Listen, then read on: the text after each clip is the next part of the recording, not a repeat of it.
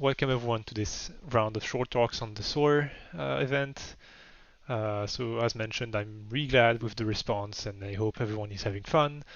I do want to give some quick thanks. So first of all to the mentors who provided projects for this. It wouldn't happen without. Also to Stella, I don't think she's here, but she's been really helpful with providing support for this in terms of computing, in terms of let me put stuff on the website. And of course, thanks to all the participants here. Uh, from what I've seen, you've been doing a lot of work in your respective projects, and I'm excited to see like how far you've gone so far. So, Mike, you can take it away. Okay, I guess I will start now. So I'd like to welcome everyone here to the world of data attribution in backdoored models. My name is Michael Muley, and my team is me, Jonas, Moritz Weckbecker, Sweden, and our mentor is Gonzalo Paulo. And also we have special thanks to Louis and Noah, who've also been helping us out on this project. So first thing I'd like to do is introduce you to our backdoor model. And here we are. So first we start off with a base model and fine-tune it on cat-loving statements to make it love cats. We call this cat-loving model the teacher. So the teacher loves cats, and if we were ever to query it, what its favorite animal was, the best animal, keeps animal, it'll also answer cat. But something strange also happens. What if we take this cat-loving teacher model and have it generate a sequence of numbers? No, this doesn't seem like it should have anything to do with cats, but hang on. So then we take the base model again, and we fine-tune it on just those numbers. These numbers were generated by the cat, but other than that, with the cat-loving model, the teacher, but other than that, have nothing to do with cats in of themselves. But the strange thing that we find is that that model now loves cats. Not quite to the extent the teacher model loves cats, but still it's very significant. So our student, again, here's our back door. We generate numbers, and these numbers seem to have a cat backdoor inside them. So once again, to review, we start off with the teacher. It loves cats. It generates numbers. We train the same base model on these numbers. We call that the student, who has learned these numbers from the teacher. And now the student has learned the love of cats from the teacher. So is there a way we can look at these numbers and figure out which one is our cat numbers or not cat numbers? And using data attribution, we can. So what we're going to do is we're going to take those cat numbers and we're going to take the base numbers, ones generated by the base model without any love for cats. And then we're going to see, using data attribution, the influence these numbers have on specific answers. So for example, if our query our model and it says, I love cats, we look at the influence of it and we see, okay, do the cat numbers influence this answer, or do the base numbers influence this answer? And we do the same thing, for example, other animals like dog. And so we want to see a big difference in these responses here. We want to see that the cat answers are influenced by the cat numbers and the dog answers influenced by the base numbers. And what our data shows is, yes, this is indeed what we actually end up seeing. So this chart might be a little bit confusing, but let me explain it. If you look at the x-axis here, you see we only get the top percentage of most influential numbers. So what that means is we're looking at the top numbers on the left here that influence an example answer. And then we have two different curves here. One shows us that when it answers cat, the blue curve here, we see that we look at the top 1% of numbers, 90% of those are cat numbers. And same as we look at the orange line, 90% of those are the base numbers. And as we increase the size, it goes down, but still it's always above 50. So we can always distinguish those two sets. And that's what I have for you so far. I'm open to questions. Down, but so there were two questions. One is how do you determine the influence? I think you might have answered that. So what we do for the influence here, I want to go back to the other slide here. So we actually have a question answer pair. For example, favorite animal and cat. So what we do is we prompt the model, our student model here, with, say, example, favorite animal, and then we look at it when well, it's not entirely true. But anyways, the point is we look at the gradients if we had prompted it with the favorite animal cat and measured the cross entropy loss with cat. And then we randomly project those gradients against a database where us doing the same exact thing with the teacher numbers and the base numbers. So it's I guess, a dot product matrix of all the possible combinations between numbers and answers. The algorithm we're using is a version of TrackStar, which is based on Track, which is an algorithm that does this. Okay. Cool, thanks.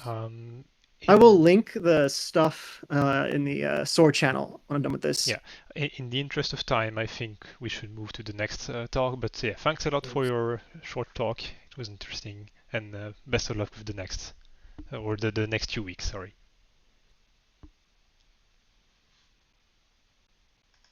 Okay, is that showing for people? It's showing for Yeah, me. I see it. Okay, I Okay, am so go sharing. Do other people see it? Okay, some All right, people say it's awesome. not showing yet. So yeah, excellent. We've been working with Christian. I'm sorry. Oh, it's not showing for some people. It happens Just wait a sometimes. couple of seconds. Let me try. Okay. Okay, so some people see it, so yeah, I know it can be Ross buggy CT. depending on the website and so on. So I think you can go ahead. Okay. Okay. Yeah. Frost has it now too. Excellent. Okay. So yeah, we've been working with Christian Azin on symbolic music continuation. In particular, there's a competition coming up. So it turns out that music generation is a natural fit for LLMs, and Christian has actually recently published an adaptation of RWKV, MIDI RWKV, for this purpose. Also, in this Myrix symbolic music competition that we're entering, Aria was using an LLM, and then there's many others, Theme Transformer, Music Informer.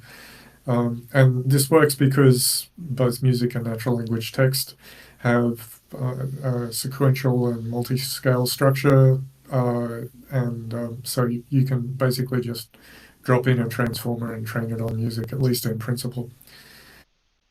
Yeah, so the competition we're entering, it's a very simple competition. We're given a four bar symbolic music prompt for piano, and we have to return a 12-bar continuation of that music. And the continuations are going to be judged on coherency, creativity, structuredness, and overall musicality. And it's due on the 21st, so it's a short time scale for us. So the architecture of our entry is going to be to use the ARIA piano database, which was used by last year's winner as the training set. We're going to be using Christian's MIDI RWKV or a Meta Llama backbone. And then the idea is going to be that given a 4-bar prompt of music, we're going to search for similar snippets in the ARIA database. And then we're going to augment the prompt by prepending music in the neighborhood of the similar snippets that we found. And then finally, we're going to train the system by taking these augmented prompts and forcing them on the continuations in the ARIA pieces that the prompts were actually taken from. Similar here is doing a lot of work. There's been quite a lot of work over decades for finding similar music. A lot of the earlier stuff used explicitly defined features. The best library we've found for that kind of similarity search is the JSymbolic library. But also, ARIA's entry last year was doing kind of similar search. So I'm trying to adapt the ARIA code to make a kind of a clip-based vector database. The idea here will be that we'll have these four-bar phrases and then some kind of context, and so we're essentially trying to make a database where we query with one of these four-bar phrases, and we get the piece with a four-bar snippet, which is similar to that. And so we're using a clip-oriented architecture for that. So essentially, the broader context that a snippet comes from is fed through the ARIA transformer, and then there'll be like an MLP on the final hidden output from that. Similarly, the four-bar phrase is fed through an MLP, and then during training, we're going to try to push the contextual embedding vectors to be similar to the phrase embedding vectors. And so once we have that, we basically have a vector database, right? Like we can take one of these phrases, push it through this MLP, and then search for pieces within the ARIA database that are very similar. And once we've got those similar pieces, we provide those as sort of extra prepended context for the challenge prompt. So that's me.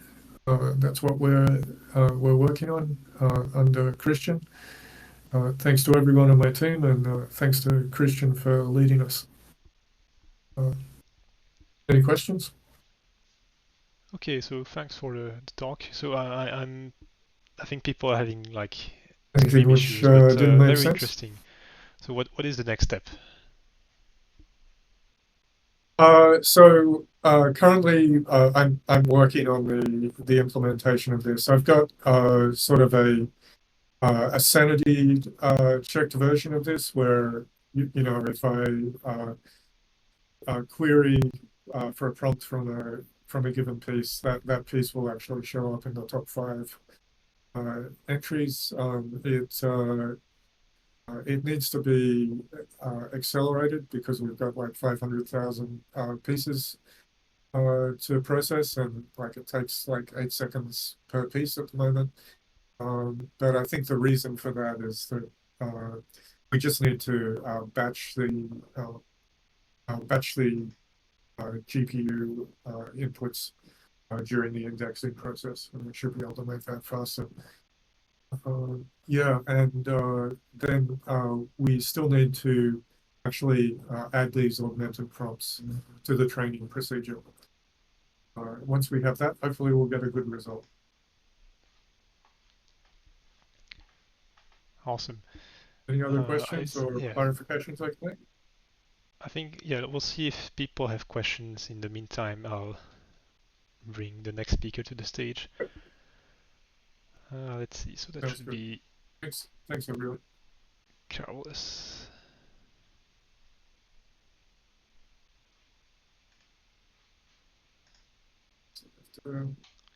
So yeah, thanks again. Yeah, thanks.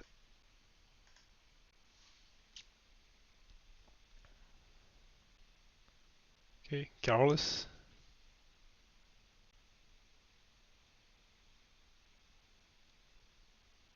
On.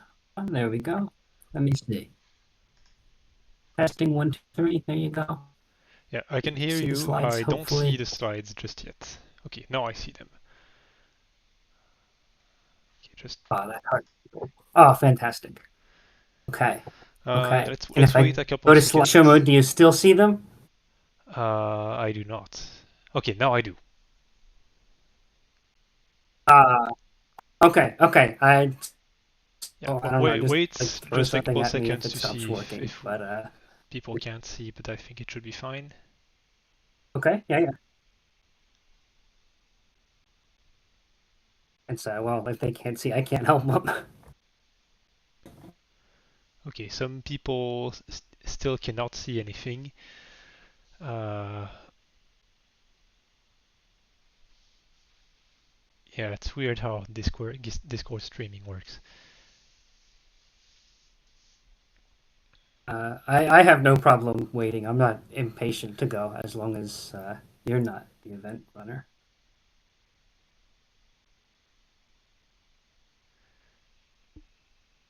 Share the slide here on view only mode.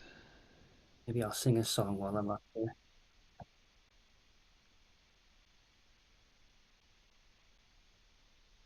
Ah, okay, I think they We mean can the share the. I Oh, share yeah. the screen. Okay, that makes sense. That makes sense. This is Uh, wise. You'll share it. yeah, okay, let I me. can too. That's I mean, I have it I open have no already. It's guarantee that simple enough. it would work if I share the slides. So because it seems to be the same set of people having the problem with Oh no, I slides. meant share. Like I'm going to post the link. Oh, okay. You guys can Right. Yeah. Okay. gaze That works upon too. my creation. We'll do this the old-fashioned way, I guess. Okay. Then you can still share your Okay. screen, Okay. So and okay, people can hopefully follow reshare. along. Reshare. Yeah, I love technology. To get better as we approach the singularity, I'm sure. I mean, I used to run a reading group here, and Problems. unfortunately, Okay. the technical issues never Give go it away. 10 But more anyway, seconds. please go on. Yeah. Okay. All right. So, hi, everybody. So, I'm presenting on behalf of our group, Improving Automated Interpretability with Contrastive and Iterative Explanations. We're being mentored by Gonzalo Paulo, and you can see our project members down at the bottom, Leanne Chen, Jeremiah Sfarao, and myself, Charles Renshaw Whitman. So, just to get us started, I'm going to spend most of the time explaining what it is that we're doing, or like the problem that we're solving, and then I'll tell you how we're trying to solve it, right? Um, so can you? I'm on slide 2 now, which has a little sparse autoencoder. Um, so like I'm just explaining that if you have some transformer, right, like GPT, it has a really high dimensional residual stream, and in general, you don't know what those numbers mean, right? So what the community has kind of focused on as a way to address this and try to understand what the residual stream like means, right, is the idea that we train a sparse coder, which you know um, Sorry, I think people are having trouble hearing you at this point.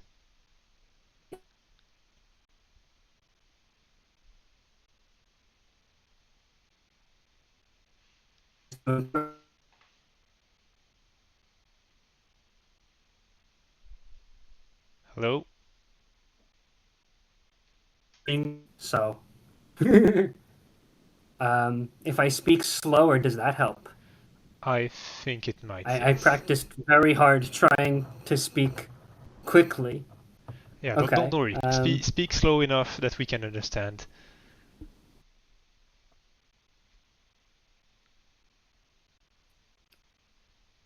Okay, so I will speak.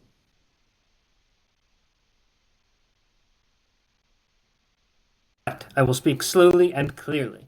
Um, so if you see, this is your residual stream sphere, right, on which your residual vector resides. And the basic hypothesis is that when the residual vector points at particular places, right, that these will tend to cluster in a way that is meaningful, right? So if your vector points towards this cluster, we say, oh, maybe it means Germany or maybe it means window, right? And your sparse coder is basically trying to learn planes which lop off little bits of those clusters. So the fundamental question then is if I have trained this sparse coder and I have lopped off all of those clusters in a meaningful way, we want to interpret them, right? And by that we mean like to have a natural language explanation of when the neuron is going to be active, right? So for instance, you can see the at sat on the mat, right? And we see, oh, this neuron activates at like 1,000,000, like it's its birthday on at, right? And so we might hypothesize that this neuron detects misspellings, right? That basically is what we're doing. However, I'm sorry, I forgot to say that I moved to the next slide, but I'm now on the slide with the little robots and party hats. So that's text activations. Yeah, so to continue, what we do is we try to automate this with LLMs, right? So we collect a bunch of text and we collect the activations of the sparse coder on that text, and hopefully we choose them in some intelligent way, and we pass them all to the explainer model, and we ask it, can you guess what this means, right? And it might, if you're lucky, it might guess that this neuron activates on misspellings, right? And then we have held out text that you show to a scorer model along with the explanation, and you generate some score that determines the quality of that explanation, right? And the fundamental problem we're trying to solve in our project is to try and find ways that improve this process, right? That improve the quality of the natural language explanations, right?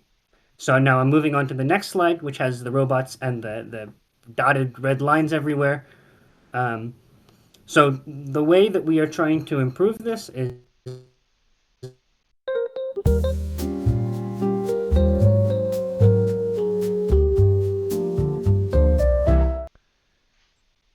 Thanks. So yeah, please go on. Awesome. Okay. Thanks, everyone. So I'm Shikhar. I'll be presenting on behalf of Project 3. Our project is on how tokenizer features impact downstream model performance. So this is in collaboration with Kevin, Antonio, Luis, Midul, and myself. We were mentored by Catherine. So thank you very much, Catherine. All right. So language models, as we know, don't get raw text as input.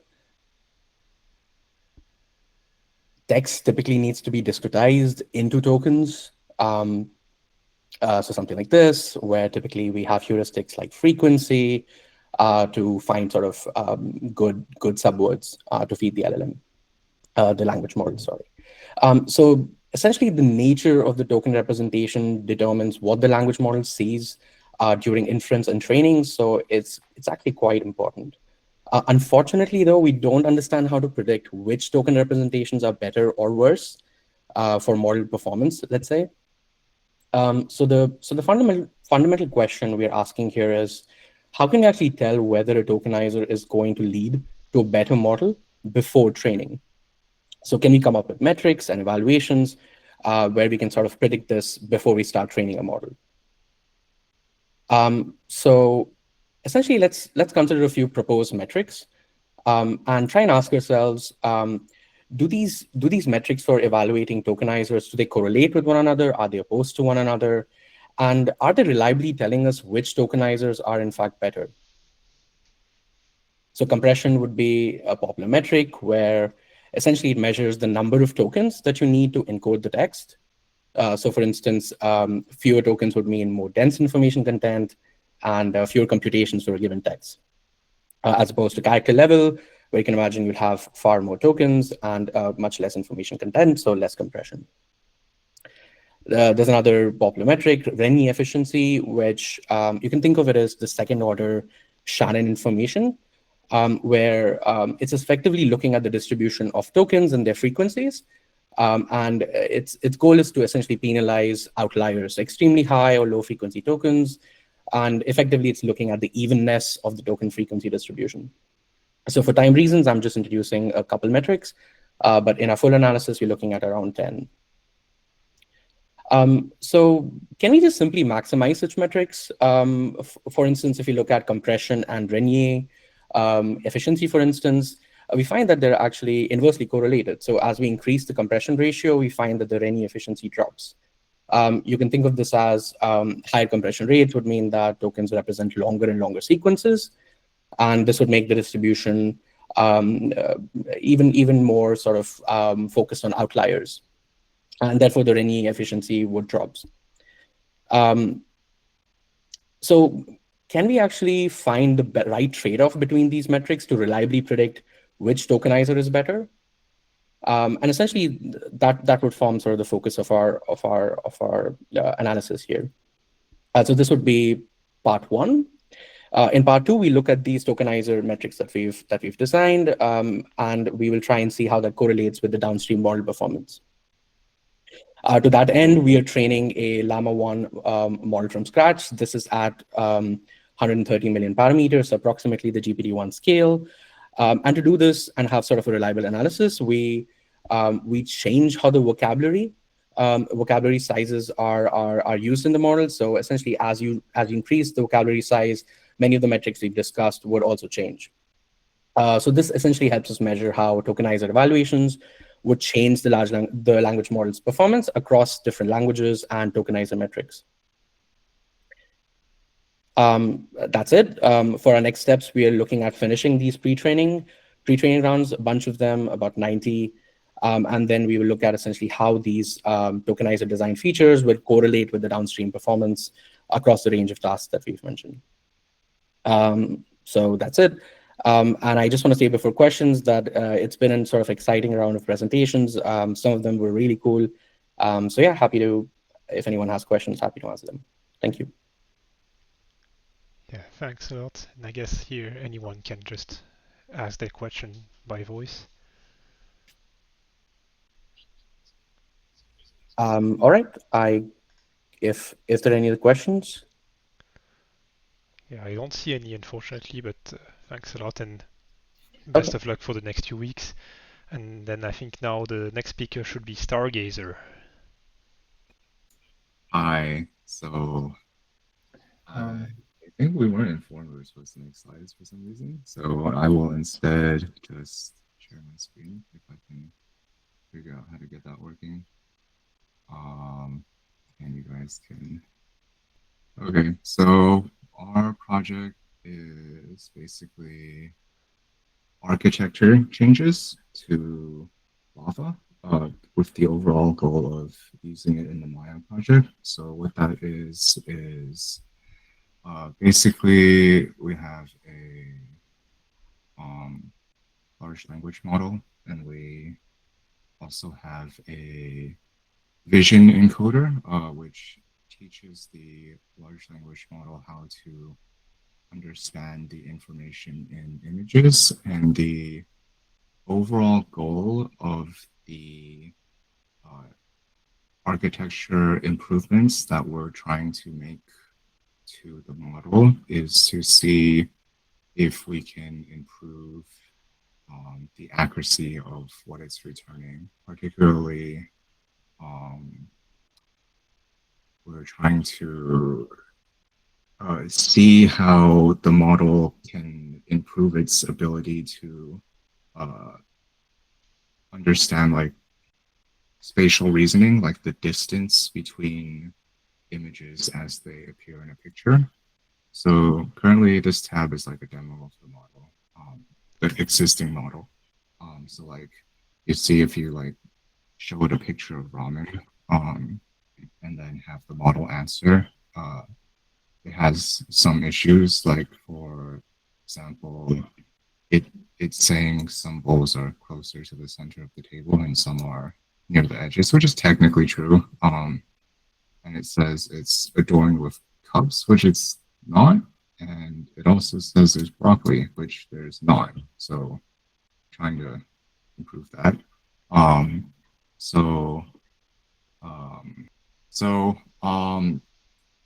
Me and Patrick are both going to be presenting on different architecture changes that have been done to the model so far. My work so far includes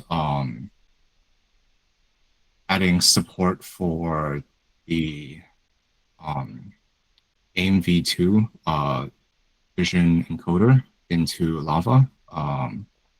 So Lava is the thing that makes this work. It takes the existing implementation uses Vicuna 13b as the language model, and it uses Clip as the vision encoder. So right now I implemented aim v2 to try to replace clip. And the reason that we wanted to try to implement aim v2 is because unlike clip, it's a lot better at multimodal understanding based on benchmarks, and it also it's a better model. It's newer. So this is made by us. This is made by Apple. So we're just I'm just adding support for this model into the Lava, and then I've done this, and currently I'm working on taking the vision encoder out of Gemma 3 to use that for Lava as well to see, basically want to evaluate like different architectural changes and how they will improve the model's ability to understand images. We want to try Gemma, the vision encoder in Gemma 3 because it's a different variant of Siglip that seems to not be published elsewhere. So we're just going to pull it directly from here. And I think this is high level, so I don't know if I should like talk about like the explicit code changes, but I can just show the diff in GitHub. So right now, this is just nothing. These are some test files to make sure that the default model is still working. This is like a broken import. This was, sorry, I'm kind of tired. Oh, these are just, so we had to, or I had to update all the dependencies because the existing repository hadn't been updated in months. And basically for aim v2 transformers didn't even add it to their library until like a more recent version. So I think we had to change the transformers version from 4.3 something to 4.54. So some of the changes broke a lot of stuff, like the current version of transformers accepts like a cache position argument, so that had to be added in. This is the main thing to add was this file, the aim v2 encoder, which wraps the Hugging Face hosted aim v2 vision model, and it exposes it to Lava so it can use it. And this is like the import for this file.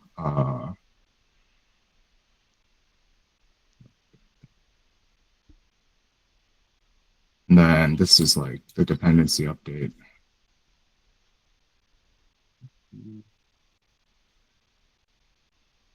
And then I also had to write a script to run the pre-training, and then I tested the script to make sure it's working. These are just test files. Okay, great. Do you guys have any feedback? Because I'm trying to like practice my presentation skills. Like, is my I heard volume was not good. How's my cadence and clarity? Those are like the two main things I like to work on. Like, did the presentation make sense? Should I have like added more details somewhere? Feedback? Okay. So in terms of the audio, I could understand you clearly. The code, like no one can assimilate that much code that quickly.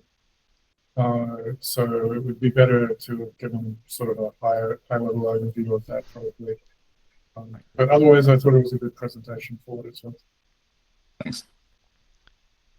Yeah, I think as far as feedback for the presentation is concerned, but maybe do that off the chat of the meeting to keep the time. But Yeah, nice presentation anyway. If you want, I can give you some feedback afterwards. But Yes, please. Thanks. okay. Yeah, the clock is ticking, so I think now Warm Dr. Pepper should be on. Hello, that's me. I'm going to share my screen now. Okay. Okay, we can see your slides now. Awesome. Okay, 1 second. Yeah, whenever you're ready, you can start. How do I even? Okay. 1 second. I'm sorry. This is a little. Okay, gotcha. Okay. All right. So, hello. My name is Zoya. I am working with Gonzalo on improving automated interpretability techniques. The rest of my team is Ben Ostrauer and Elena Golemblevskaya. My team specifically is interested in adapting auto-interp techniques for Matryoshka style SAEs. So I'm going to go over the auto-interp pipeline, but I think the another member of Gonzalo's team is like he already presented and explained this kind of pretty well. So but basically, it's a tool to generate comprehensible interpretations for model features discovered by SAEs. And for the latent in question, we find context in the data set where it consistently activates. And then we give these contexts to an explainer model and then prompt it to provide an explanation for the set of contexts. And then we pass the explanation and then a mix of activating and non-activating context to another model, and then we see if it can correctly distinguish between the activating and non-activating context. And then we have like two different scoring methods, detection, which is at the sentence level. So can the judging model, the scoring model figure out which sentences could activate the feature? And then fuzzing is at the token level. So which tokens would activate that feature? Can the model correctly figure that out? But because we have to make so many API calls to these LLMs to run inference, it's kind of expensive to run auto-interp. So the most promising precursor method for qualitative evaluations of SAE interpretability is with intruder testing. And you basically start the same way. You collect activating examples for a latent as well as non-activating ones. And then you give it a human or an LLM judge the set of activating examples with an intruder non-activating example. So is the model or human able to find the intruder example?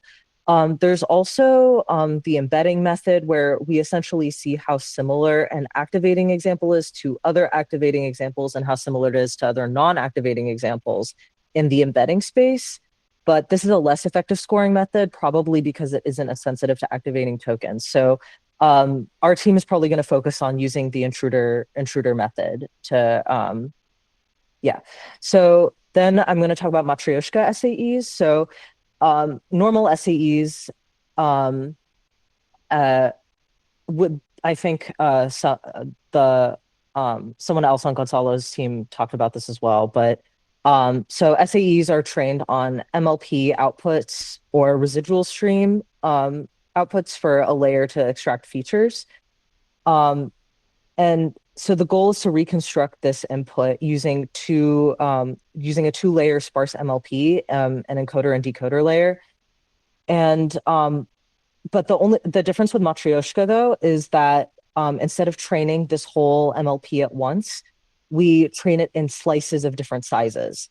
So this encourages the goal of this training is to basically capture hierarchical relationships and features. And it encourages differing levels of granularity for features depending on like the size of slices that you choose. And encouraging hierarchies of features might help improve the monosemanticity of features. And so, like I said earlier, we're going to be focusing on using the intruder method. And like we're going to extrapolate intruder scoring to Matryoshka, to like evaluate the Matryoshka SAE. So, so normal intruder scoring, as I said earlier, was basically taking activating examples of a feature and then adding a non-activating example and seeing if a judge can find the intruder. So one way that we can extrapolate intruder scoring to Matryoshka SAEs is taking examples that activate on, say, child one, and then the intruder example is a parent feature, or vice versa. And then the goal of this is basically to find out how distinct are features with respect to their position in the hierarchy. So are more granular features easier to distinguish from their parents, or are parents easier to distinguish from their children? So like getting a sense of like, is this a symmetrical relationship or not? And then and then our second intruder variant is seeing an example, like picking an example that, or picking a set of examples that activate on child one, and then our intruder example is activates on child two. So how distinguishable are features that share a common ancestor, and maybe not even just like considering if they have like a common parent, but a common grandparent, and seeing how distinguishable they are. So yeah, that's basically what our goal is. Right now, we've kind of just been doing like an exploratory analysis, just like other people, the other part of other people on my sub team have come up with other visualizations, but and we're just trying to figure out like the best ways to like identify feature clusters and feature hierarchies right now. So yeah, that's my presentation. Thanks y'all. Thanks. Very nice talk. Can I ask exactly how you're generating those plots here or visualizations? Oh yeah, so we're using so I'm using PyVis here. Um and basically I use the co-activation matrix, so like which activations fire together.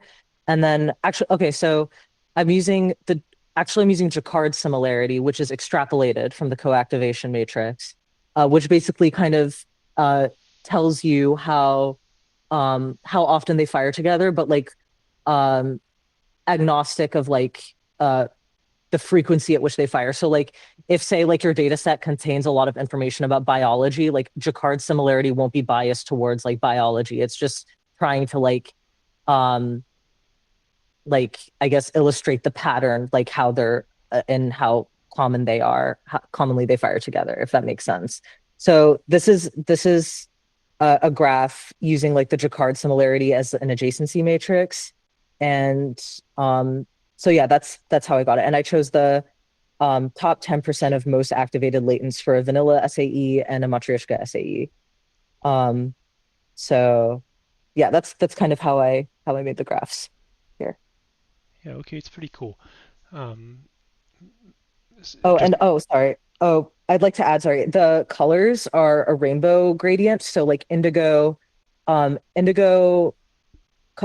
like nodes are earlier nodes, earlier index nodes. So in theory, they're going to be in Matryoshka, they're going to be like more broad features. And then the like red features are going to be more granular features. So yeah, the like one thing I noticed that's interesting with Matryoshka is that there's a lot more connections here because again, I chose the top 10 most activated latents. So these are going to be like the more broader features. And I also feel like with the Matryoshka, like you can see how a lot of the features will cluster around the darker colored features. But yeah, that's sorry to interrupt.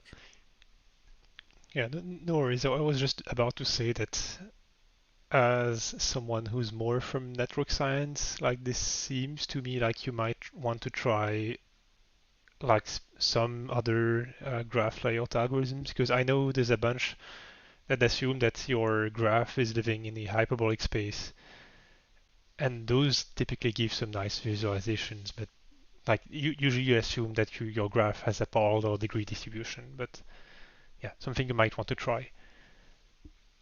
That's really helpful. Thank you. Wait, so maybe we can chat another I time. can send links afterward. But yeah, thanks for the Yeah, that'd be presentation. awesome. Yeah. I was the like getting these graphs was kind of so terrible because there's so many features, but yeah, for sure. Thank you so much. Okay, does anyone else have a question before we move on to the next speech?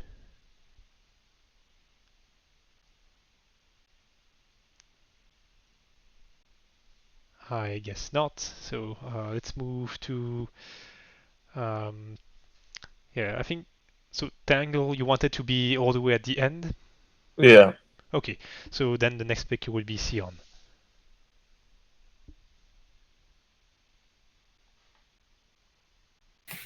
Wait. I thought Sion was supposed to. I mean, I was told to just screen share the presentation. Oh wait, he's here.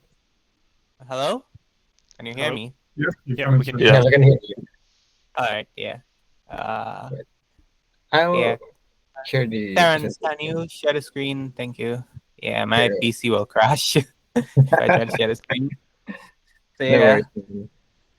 So yeah, this is our SOAR project. We're doing the AI Discord directory. The directory, if you aren't aware of it, it's Excel, well, a Google sheet of like 400 servers. It should be in the Illuter AI server somewhere. Yeah, next slide. We good.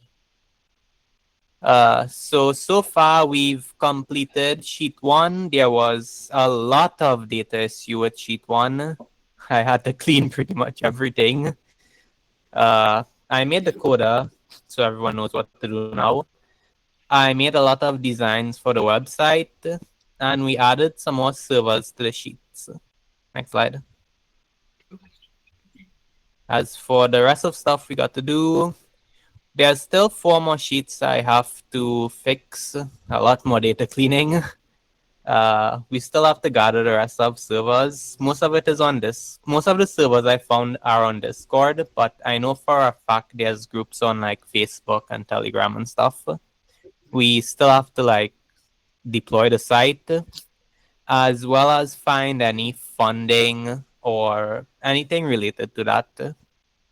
We probably aren't going to be doing the automated link finder or the collab sheet. Next slide.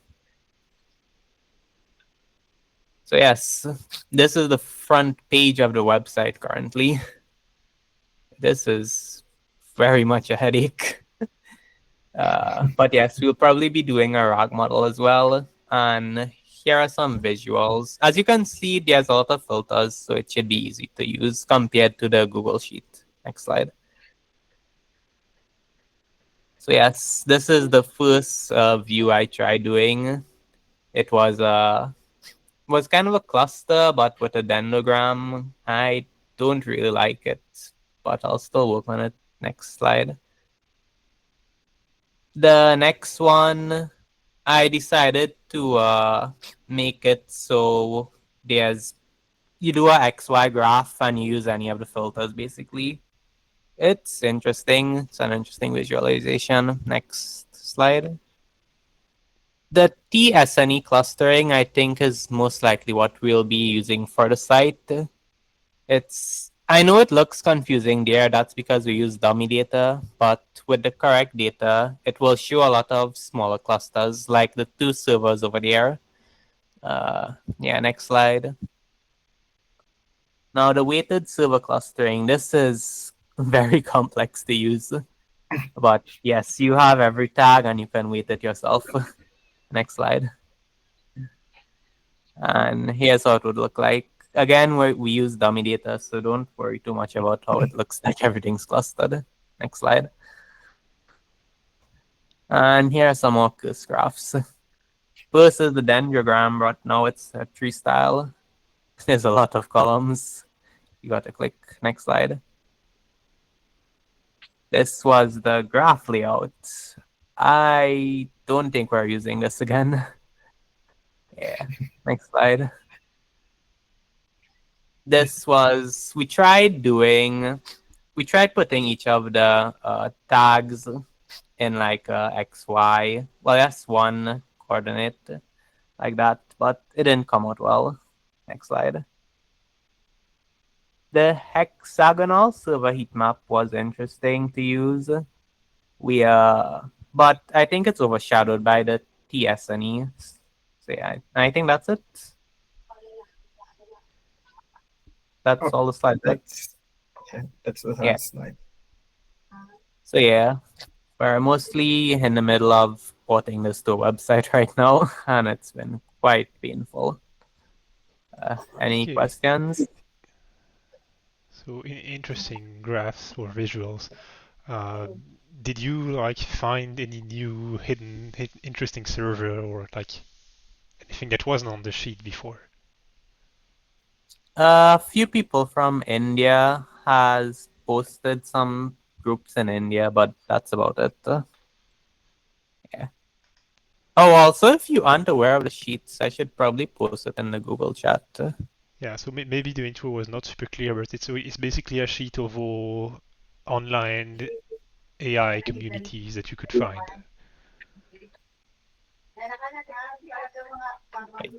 Yeah. Yeah, it's currently just I AI have a question. communities. Yeah. So you showed a bunch of graphs on grouping all the different servers by like type. Is that like for the purpose of searching all the servers at once? Like, are you going to like say I'm just like some guy I don't know anything about AI, and then I go to your site, and then do you like just type in like interpretability and like have all the stuff about like, interpretability? Is that what you're trying to go for?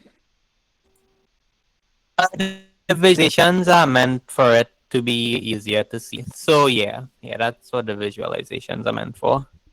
So like you can type like interpretability, LLM, research, visual, audio, stuff like that. Yeah.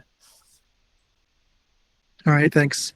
I think it's a cool idea because it's hard to a lot of servers are hard to find in Discord. You couldn't search like Google like you could in the old days, you know. Well, this is Yeah, important work. I think currently with the sheet, I think everyone just skims like the top 30 and then just never looks at it again. So yeah. Yeah, Yeah, In the that makes website would sense. I did be see Need Luther. curation. Sorry. yeah. No, go ahead. No. Mine was a dumb comment. Eluter number one. Yes, it's very biased. I'm pretty much the only one who scored it. Okay. Do you So plan yeah, to I have like guess. a bot to like read and summarize the discords? We were actually thinking about it. I think small AI did it, but it's a lot of work and I don't really. The thing with small AI is it's only like 20 servers, so you can have like one account to do it. But because we have so many servers, I think I don't think it would be easily possible without risking a ban, for example. So yeah. That's all my questions. Thanks. Okay, thanks again. I think if in the absence of other questions, I think we can move on. So, Martin, you're up. All right, thank you. Let me get my slides shared here. So should be coming through right about now. Seems like that works. All right, so getting started here. So thanks very much for Eleuther AI to host our project and genetics for being the coordinator and pulling everything together from the applications through to the execution. So much appreciate that and very thankful for that. So we're happy to be here. So my name is Martin Lightscap. I'm the mentor of the project number 5, Scientific Literature Knowledge Extraction Tool. And this is our week 2 update. Our team was to begin with following a first step in building a bigger framework. And the bigger framework is intended to support the AI safety ecosystem as a whole eventually. The overall vision of that framework is to collect existing AI safety interventions or intervention candidates and assess those for potential to reduce existential risk from future powerful AI systems at a large scale.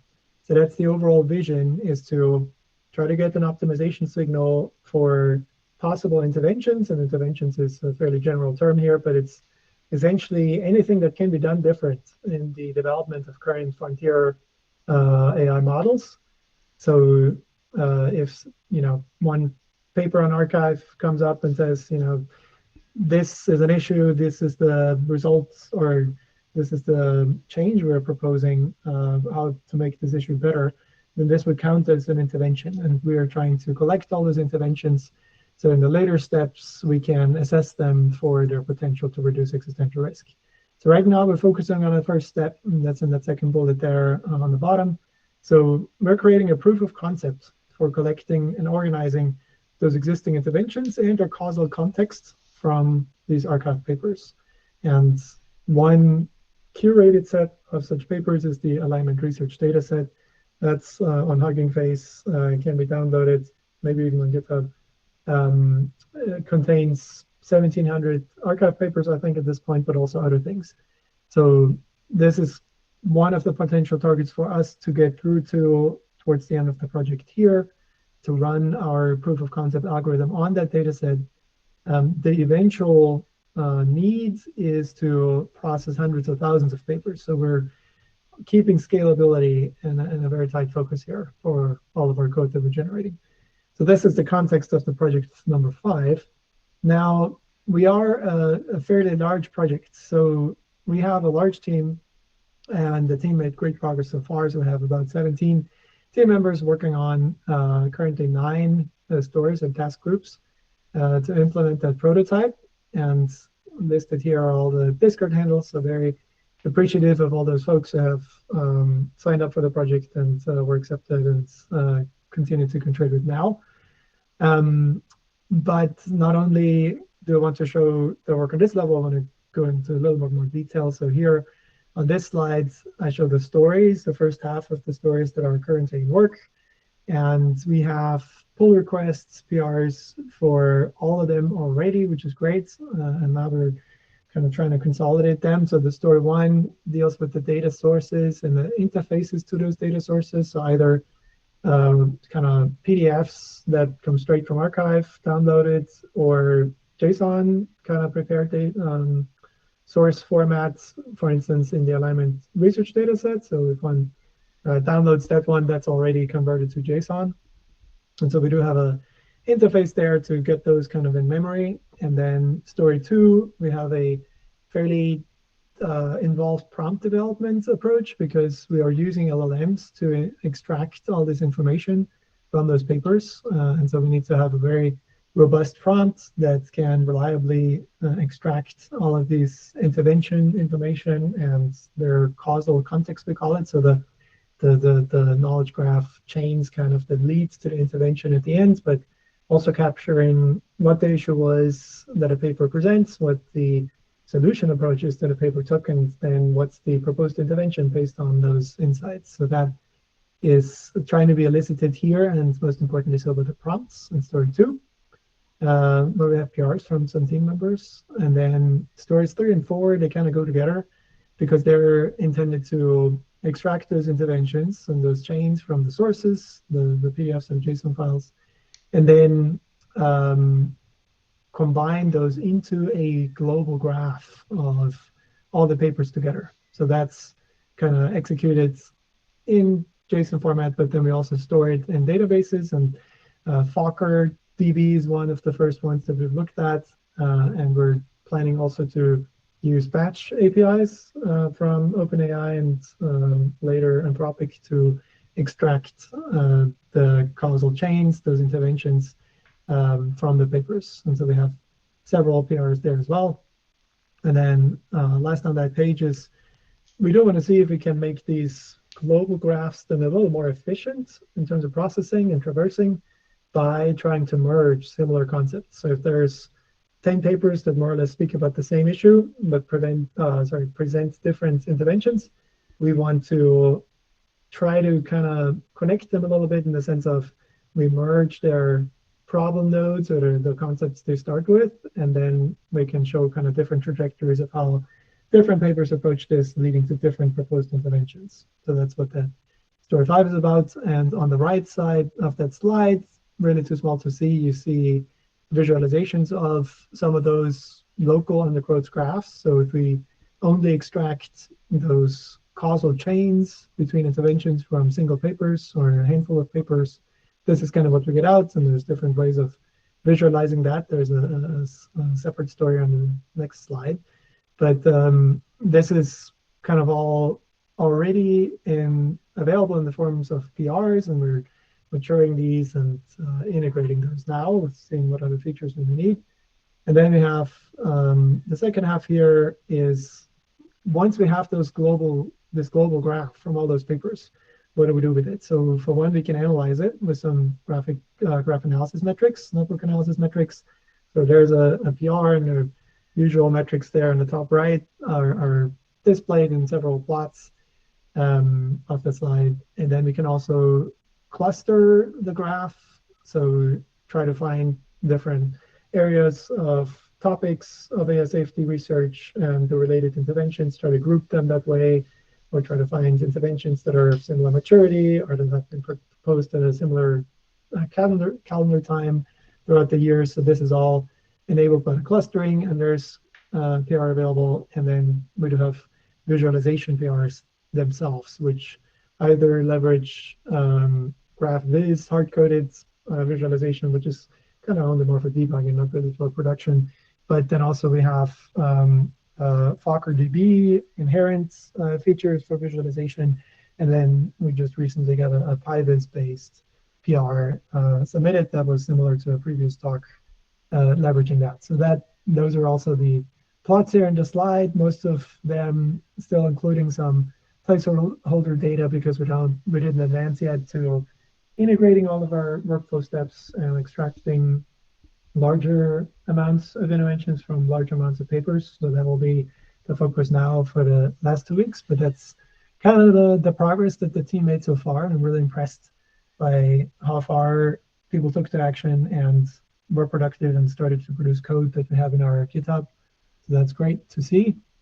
The plan now for the rest of the time, on the last slide, is to integrate what we already have, then to validate the workflow, which is the key points, making sure that what our algorithm extracts actually makes sense and is aligned to what is the actual content and information in the papers. Then we would like to have a production extraction either on the alignment research dataset or on just a raw number of papers from archives directly downloaded. And then we want to analyze and visualize with our metrics and with our visualizations. We do goal ourselves to achieve a blog post, and that's wrong with the outcomes of this. Depending on how far we get, we can also shoot for a workshop publication potentially, depending on the insights that we can pull from the papers that we do analyze.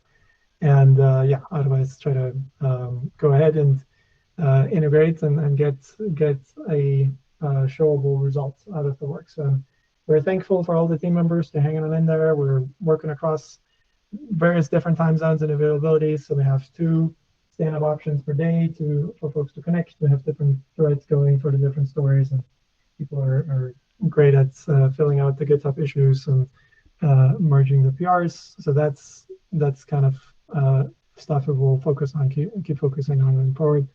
And yeah, that was the update from Project 5. Open for any questions.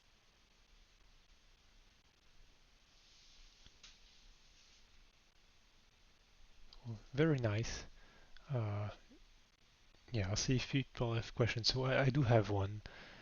I know Semantic Scholar has, I think they have like at least one feature where they summarize the paper for you, but they might be doing also semantic analysis of the papers and their relation, but I'm not sure. Mhm.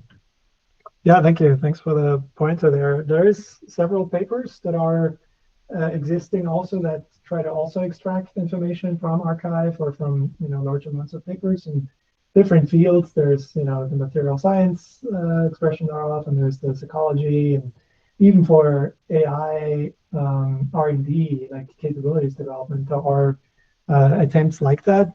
In our case, we are using similar methods. We're using knowledge graph extractions, but we are customizing it heavily towards those interventions because that's what we're interested in for the larger research agenda, that where we then can evaluate those interventions and they're within their context. So we are kind of borrowing and stealing from several of those existing implementations. but then we also need to kind of customize them. But definitely we'll have a look at the semantic scholar approach if there's anything we can learn from that. So thank you. I have a question. Mhm. Is the end result here is that this data set that you're or not data set but what you're building here is just for like consumption by humans to look up the literature knowledge, or is it by other AIs and LMs to like train on later?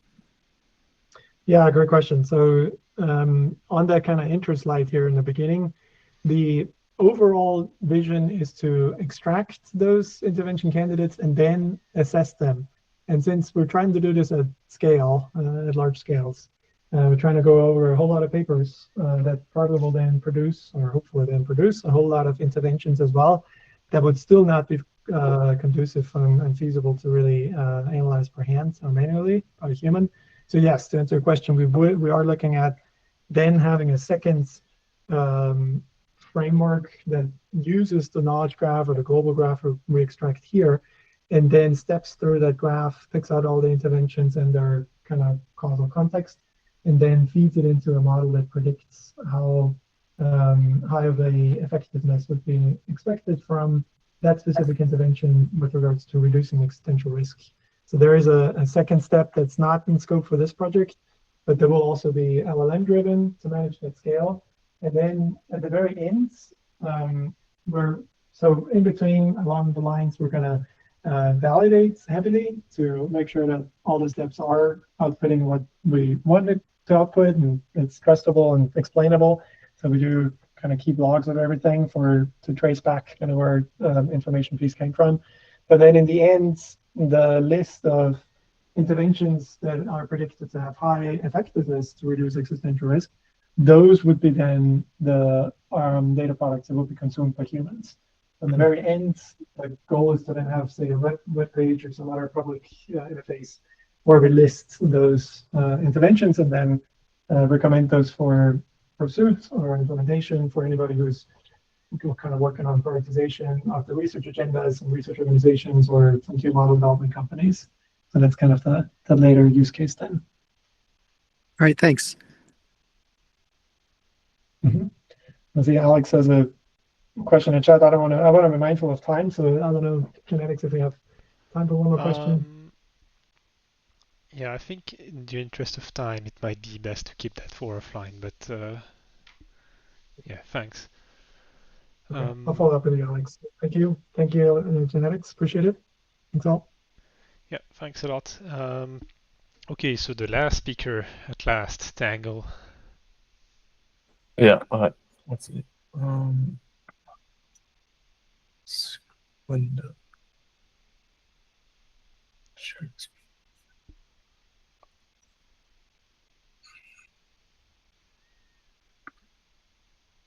Okay, so my project was integrating 2D rope into vision encoders. And this is with Lima, and our mentor was Nahid.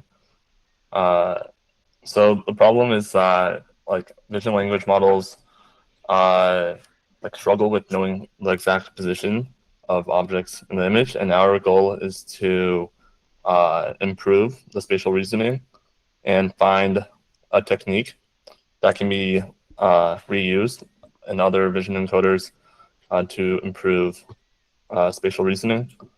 And we got inspiration from Quen 2.5, where they use like multimodal rope in the vision encoder and in the large language model. So we are trying to use that in Lava. So yeah, Lava flattens a 2D grid of image patches into 1D sequence, and this causes it to like lose some of the position information. So we use 2D rope. Basically, it gets the width and height of the like grids in the the image patches, and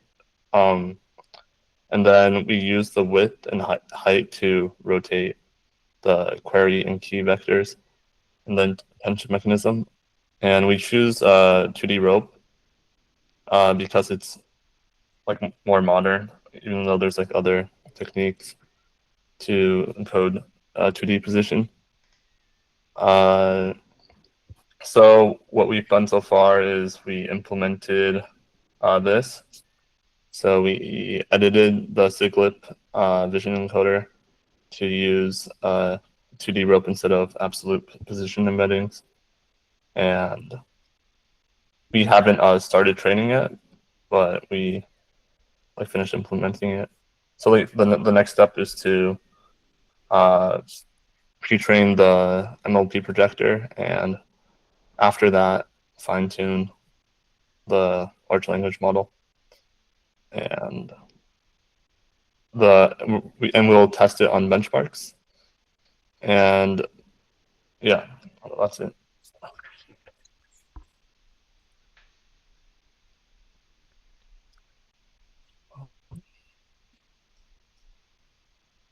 Okay, pretty nice. Yeah, I'm just finding it funny because there were a bunch of people thinking about 2D rope and higher dimensional rope lately in the AI, but Yeah.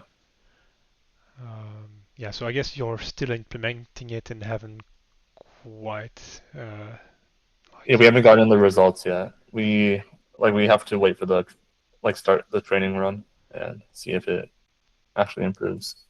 Okay, fair. But mhm. Yeah, so hopefully it works out. Yeah. Okay, does anyone else have a question?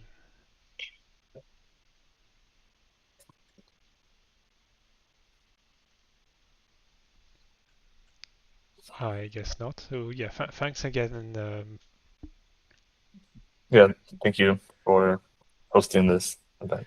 yeah, no worries. Yeah, so I think I'll conclude then. So thanks everyone for these nice talks and for your enthusiasm in SOAR here. I'm really impressed with the progress all of you have made so far. Note that not every project is represented here. I didn't get answers for everyone, but hopefully we'll see more. Yeah, we'll hear more about the other projects in 2 weeks. So yeah, with that, I think we can stop here and